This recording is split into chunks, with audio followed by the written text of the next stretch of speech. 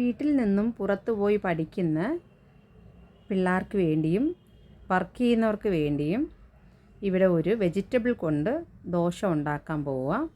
അതിലേക്ക് ദോശമാവ് ഒന്നും വേണ്ടി വരില്ല, കടലമാവ് കൊണ്ടാണ് നമ്മൾ ഉണ്ടാക്കുന്നത്.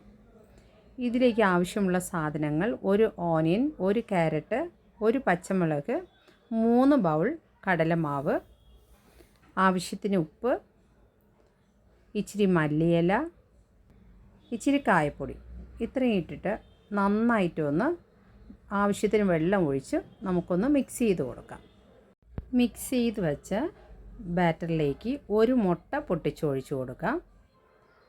എന്നിട്ട് അതൊന്ന് നന്നായിട്ടൊന്ന് മിക്സ് ചെയ്ത് കൊടുക്കാം. ഇതിലേക്ക് ഇച്ചിരി ചില്ലി ഫ്ലേക്സ് ഇട്ട് കൊടുക്കുക. അത് ടേസ്റ്റിന് വേണ്ടിയും ഇച്ചിരി എരിവിന് വേണ്ടിയും ചില്ലി ഫ്ലേക്സ് ഇട്ട് കൊടുത്തു.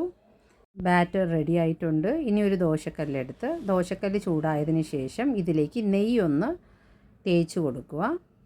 മിക്സ് ചെയ്ത് വച്ചേക്കുന്ന ബാറ്റർ നമുക്ക് ദോശക്കല്ലിലേക്ക് ഒരു തവി ഒഴിച്ച് കൊടുക്കാം. ഒഴിച്ച് കൊടുത്തിട്ട് ഇതിലേക്ക് ഇച്ചിരി നെയ്യ് ഇട്ട് കൊടുക്കാം.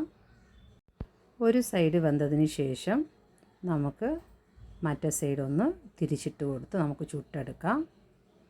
അങ്ങനെ ചുട്ടെടുത്ത വെജിറ്റബിൾ ദോശ റെഡി ആയിട്ടുണ്ട്. നിങ്ങളിതെല്ലാവരും ട്രൈ ചെയ്ത് നോക്കുക. നല്ല ടേസ്റ്റി ആയിട്ടുള്ള ഒരു ദോശയാണ്.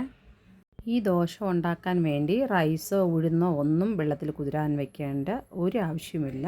നമുക്ക് കടലമാവ് ഉണ്ടെങ്കിൽ എത്രയും പെട്ടെന്ന് ഉണ്ടാക്കിയെടുക്കാൻ പറ്റുന്ന നല്ലൊരു അടിപൊളി ദോശയാണ്. കോക്കനട്ട് ചട്നിയോ കെച്ചപ്പോ കൂട്ടി കഴിക്കുവാണെങ്കിൽ അടിപൊളി ടേസ്റ്റാണ്. ട്രൈ ചെയ്യുക.